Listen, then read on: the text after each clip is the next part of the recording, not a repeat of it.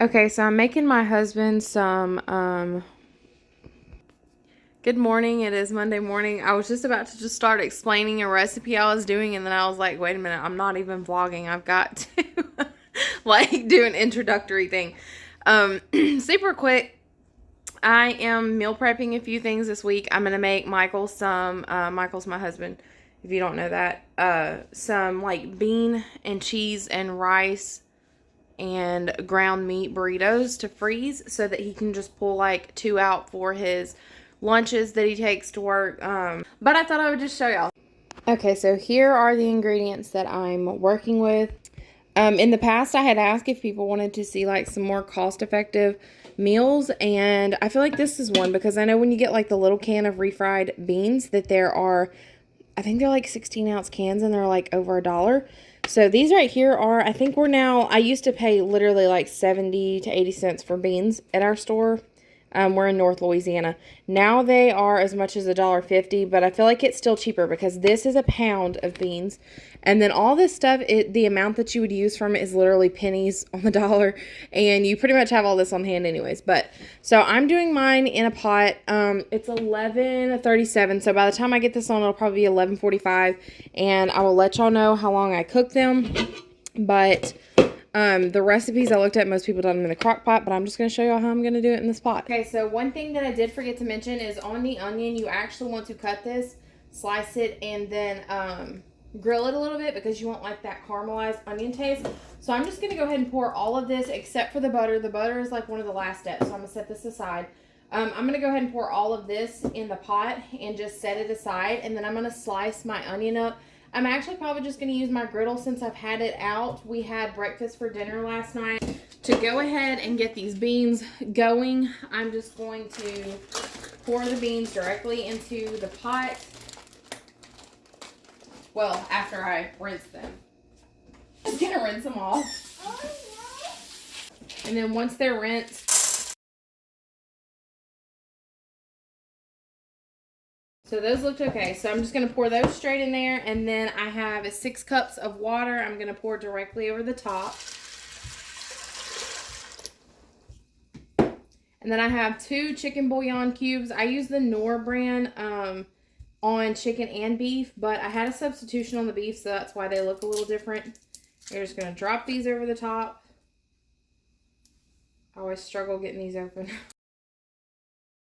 And then for cayenne pepper does have a little heat. Some people think it's too hot, so I'm just going to start out with half a teaspoon, and then I'll taste it towards the end. If it needs a little more spice, I'll add some of that. But actually, we really love Taco Bell sauce in ours, so I'm only going to use half a teaspoon, and then I'll probably just add Taco Bell sauce at the end if we need more spice. So that was half a teaspoon of cayenne. I'm not going to measure black pepper. My salt and pepper shaker is like hard to measure like that. So I just always do my salt and pepper to taste. I'm just going to do a little bit. And then liquid smoke. If you have been around since the beginning of my channel, you have seen me cook like everything with liquid smoke. I just feel like it takes everything up a notch. It makes it taste like you've added like part of the food to the grill. So I'm just going to do a teaspoon of this. This can be a little bit salty because it is also used for a marinade. Just put it right in there. This is a half tablespoon measurement, but I'm going to do 1 full tablespoon of minced garlic. Fresh garlic's better, but honestly, this is what I have, and it works just fine. But I'm going to go ahead and peel the onion, and then I'll pick up from there.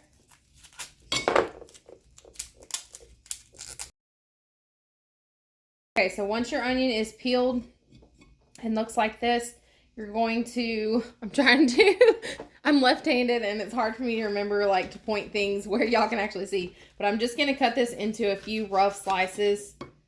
It doesn't have to be perfect. You're just trying to get a little bit of a browned grilled taste on it. So now that the onions are sliced, like I was saying, this is normally done on like stovetop, but I'm just going to use this griddle here that I have and plug it up.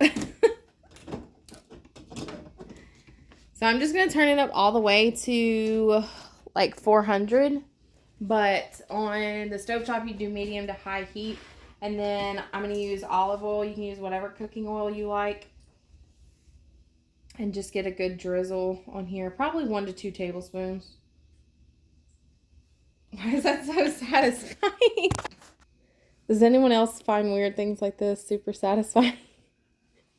I'm a little odd. So I'm just going to heat that and wait for it to start to kind of sizzle, and then we'll put the onions on it. And I went ahead and set the beans over here on the stove top, and I'm going to go ahead and turn them to medium heat.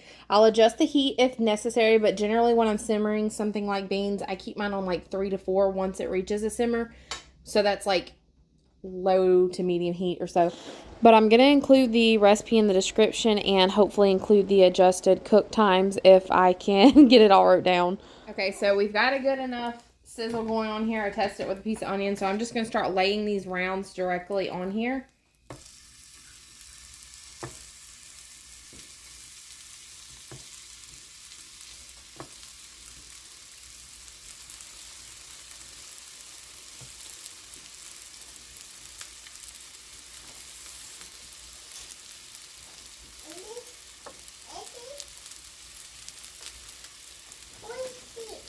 So I thought I would mention, I don't normally cook with this griddle, but when I get it down, because I usually store it on top of the refrigerator area and like push it to the back. So when I get it down, I try to like use it for whatever I can. I don't know. It's just bigger surface space than the stove.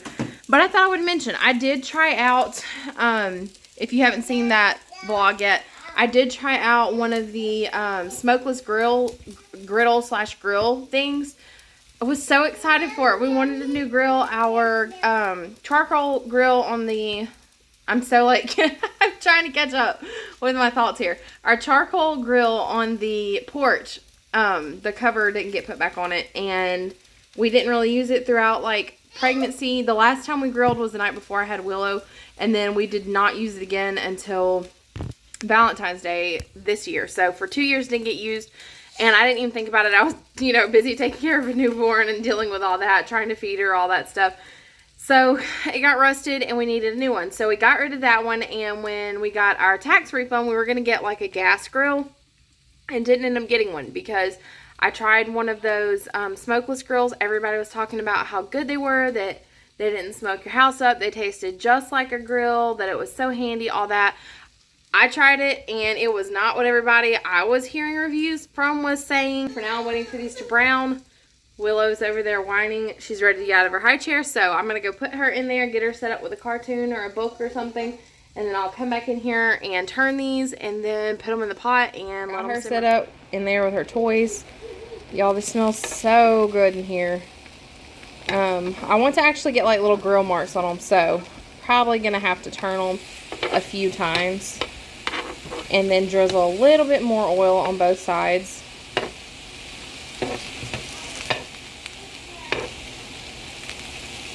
Yeah, see that right there? That's how I want all of them to look.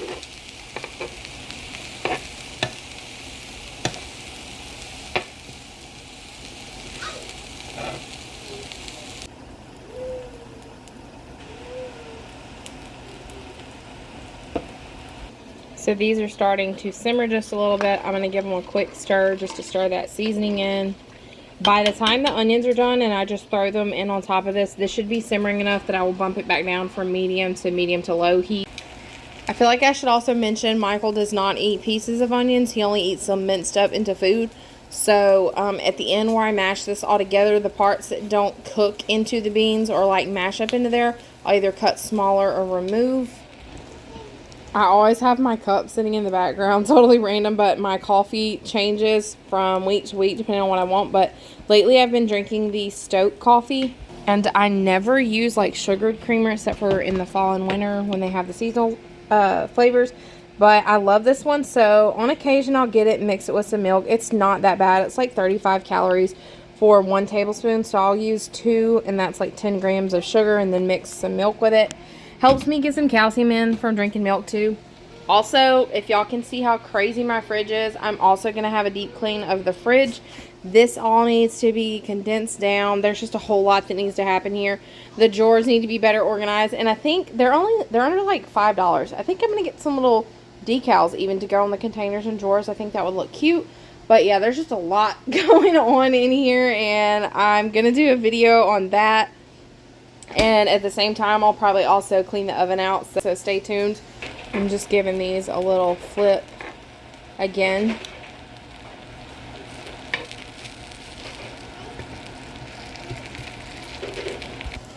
I was just randomly thinking, I've been lately sharing more recipes again, I think, because at the start when I was first learning like how to vlog, how to edit, I was filming every single step, like the whole cooking process and everything. And y'all, I think my first 3 vlogs took me 8 hours to edit, and I was like, oh my gosh, how are people doing this for a job? I mean, this is more than a 9 to 5, and like it was crazy. So then I started realizing like, oh no, you vlog the segments and then just kind of like piece them together. So that's kind of funny when I think back to that. But I figured out like a quicker way to vlog. So with a recipe and stuff, like pausing and starting, I'm using my phone, not a camera. I don't have a camera, but I'm thinking about trying to, not saying this will be a standing thing, but trying to make it a point to include at least like 1 recipe per week, or like a cook with me or something, because I really enjoy doing them. I do cook random little things here and there. Sometimes it's just something small, like something special for Willow, or maybe something we thought of that we wanted, but I do like doing these, so I think I'm going to try to make it a point to do that. Also, I'm standing over here in the sun and just now seeing I have a little bit of self-tanner on my face, and it's like blotchy in spots, so ignore that if I look all orange and white. So this is what they're looking like now. I like my like grilled onions this color over here, but since Michael's probably not going to eat a lot of these anyways, and they are going to simmer a while on the stove, I'm probably about to just pull them off and put them over in there, and then let them cook apart the rest of the way in the actual beans. Oil. And these have started to simmer, so I'm just going to put the onions directly into the pot with the rest of the stuff. Give it a quick stir.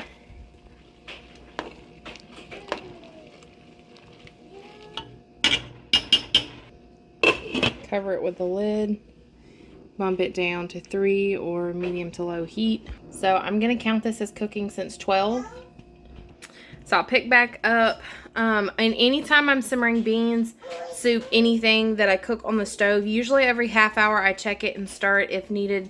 Definitely every hour, but I usually check every half hour, so I'll be coming back to check it, and then whenever it's done, I think it's going to end up being, I think it's 4 hours for beans stovetop. Okay, so a lot of the water has cooked out of this. Most people's recipes said 6 cups of water, but I'm ending up using about 9 because I want these very softly cooked, and you could see that the water had cooked out, and these are not quite done yet, so don't let your water cook out. It doesn't really matter, like if it cooks out, if you add some more, it's not really going to affect the flavor. Just add as you go if you see it's necessary. If this is cooked in a crock pot, it probably won't need extra water, but again, I'm doing this stovetop versus crock pot, so that's probably why. Okay, so this is what it looks like after it's done cooking. I think I cooked them about 5 or 6 hours. There's a little bit of liquid still left, but you want to keep that. You don't want to toss it or anything. You're just going to set it aside. So I've got my plastic strainer in a big glass bowl. I'm going to pour the beans into the strainer, and then the liquid that's in the bottom of the bowl we're going to set aside. You just don't want to have too much liquid starting off, so you don't want to throw it away also, because that liquid does have your flavor.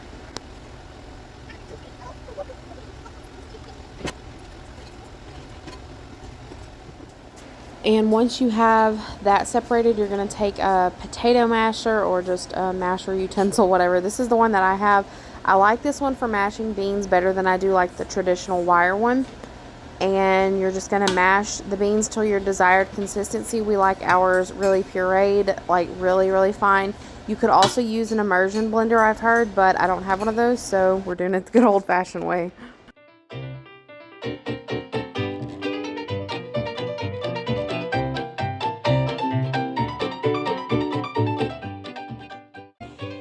And then one of your final steps is you're going to go ahead and just put a whole stick of butter directly in the beans. This is why we set it aside earlier. I'm using salted butter. It came out perfect. It wasn't over salty or anything. So you're just going to put those in your beans and then start mashing again. This is just going to improve flavor, and also it's really for texture as well. It's kind of like an emulsifier. And once you have completely mixed the butter into the bean mixture, this is where you're going to take your liquid that you set aside earlier from cooking and reintroduce it back into the beans just until you reach the desired consistency. I'm pretty sure I ended up using all of mine.